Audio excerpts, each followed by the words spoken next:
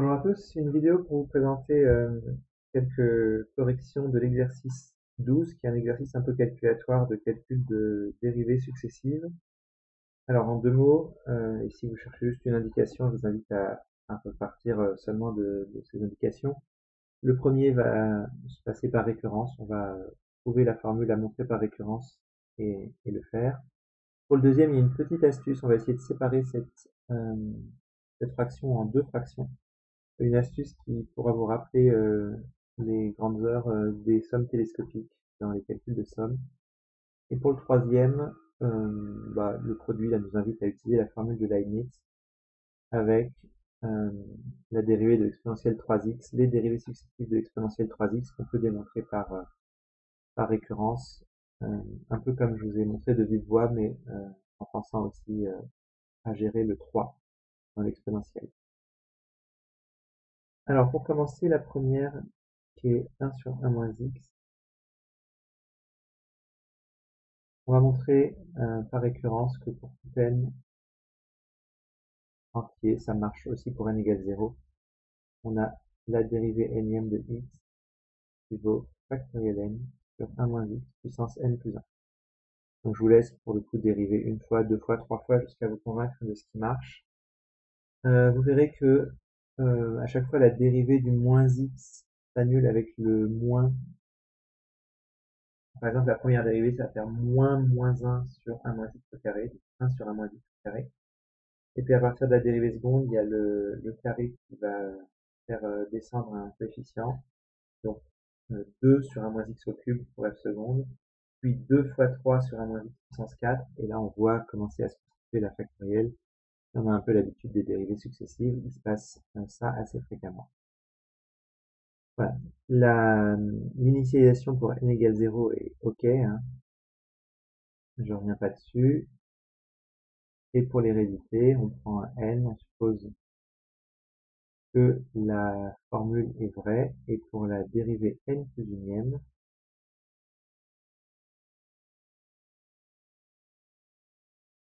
eh ben, c'est la dérivée énième, on va devoir dériver une fois de plus. Et donc, alors soit vous le pensez comme 1 moins x puissance moins n plus 1, j'aime bien le voir comme ça, 1 moins x puissance moins n plus 1. Donc ça, je le dérive comme une fonction puissance. Et donc ça donne factoriel n, la dérivée de 1 moins x moins 1, fois moins n plus 1 qui descend, 1 moins x puissance moins n plus 1, moins 1, donc moins n moins 1 moins 1, moins n moins 2, ou moins n plus 2, si vous voulez. Voilà, et donc là tout s'arrange bien, le moins 1 s'en va avec le signe moins, on obtient bien la factorielle n plus 1, fois 1 moins x puissance moins n plus 2, qui donne aussi factoriel n plus 1 sur 1 moins x puissance n plus 2. Voilà, donc ça fonctionne bien. On trouve la formule à montrer par récurrence. Enfin, on la trouve en essayant les premiers termes et puis on la montre par récurrence. Pour le deuxième, je vais l'appeler G. On va avoir une petite astuce. Donc c'est 1 sur 1 moins x carré. Et ça, on peut voir que c'est 1 sur 1 moins x facteur de 1 plus x.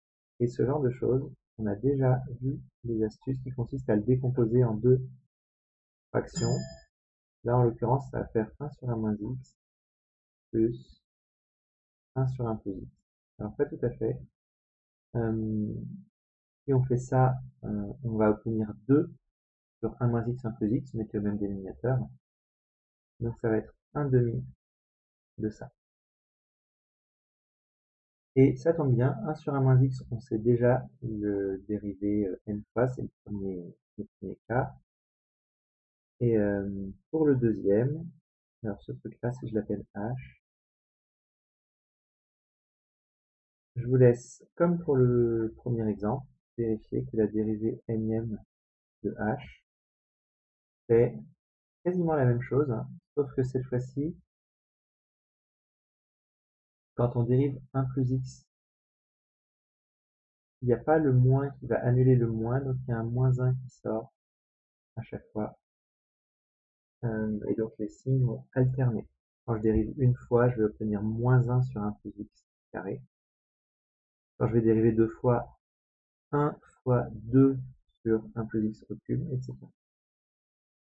Donc ensuite, la dérivée énième de g, c'est juste 1 demi de la dérivée énième de f, la dérivée énième de h. Je peux l'écrire avec les notations précédentes. Donc le f qui est au-dessus, le h qui est donné ici.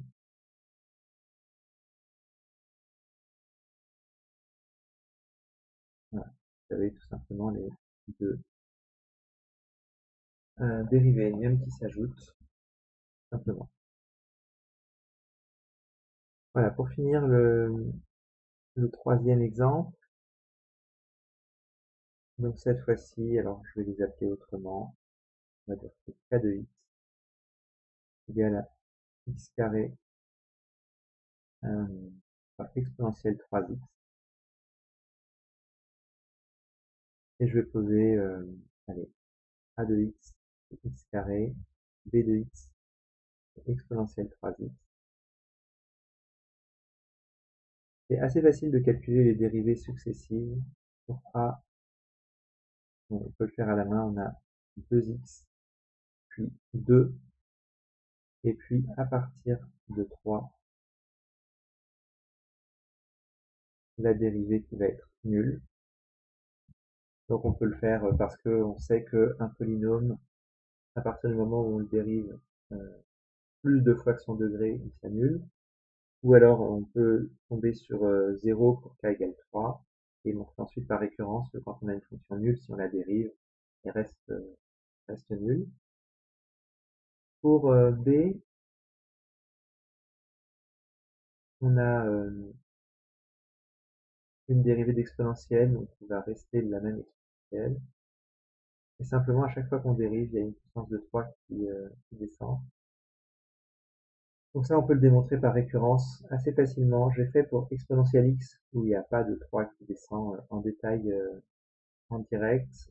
Il y a le 3 qui s'ajoute là. Bien sûr, quand vous dérivez ça une fois de plus, vous allez avoir 3 puissance k fois 3 fois exponentielle 3x. D'où le 3 puissance k plus 1 fois exponentielle 3x. Voilà, et à partir de là, on a la formule de Leibniz pour le calcul de la dérivée nème pardon, de k. Ah oui, donc le k est pas très heureux ici, mais c'est pas grave, je vais pas tout changer. Donc c'est la somme pour i allant de 0 à n, où i parmi n, a dérivé i fois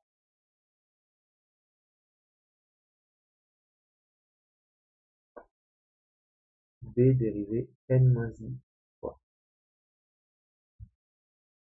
Voilà. Ou l'inverse, b dérivé i fois a dérivé n moins i fois, comme vous voulez.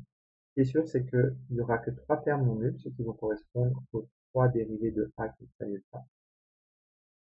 Donc là, en l'occurrence, il restera seulement i égale 1 égale 0 égale 1 égale 2 dans ma somme. Donc je vais avoir, si je détaille, 0 parmi n fois la dérivée 0 fois c'est x carré. Et dans ce cas-là, pour i égale 0, c'est b dérivé n fois, donc 3 puissance n exponentielle 3x. Plus 1 parmi n, c'est n, fois 2x fois la dérivée n moins unième de b. Et 2 parmi n, c'est nn moins 1 sur 2, fois 2, donc il restera nn moins 1, fois 3 puissance n moins 2 exponentielle 3x. Voilà, je vous laisse le soin ensuite de simplifier cette expression en mettant les valeurs des coefficients binomiaux, c'est